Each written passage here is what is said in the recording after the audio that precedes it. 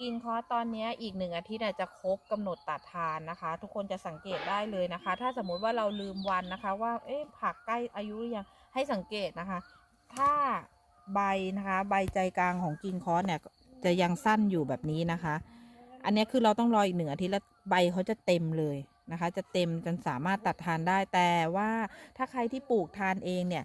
ตั้งแต่ไซส์เนี้ยก็สามารถเริ่มทานได้เลยนะคะเพราะว่าจะกรอบหวานเหมือนกันนะคะถ้ากลัวทานไม่หมดก็รีบทานได้เลยทยอยตัดทานเรื่อยๆนะคะทั้งกรีนคอร์แล้วก็กรีนโอ๊กก็เหมือนกันนะคะไซส์นี้เนี่ยคืออีก1 อาทิตย์จะครบกำหนดหมดเลยแต่ว่าสามารถตัดทยอยทานได้นั่นเองค่ะ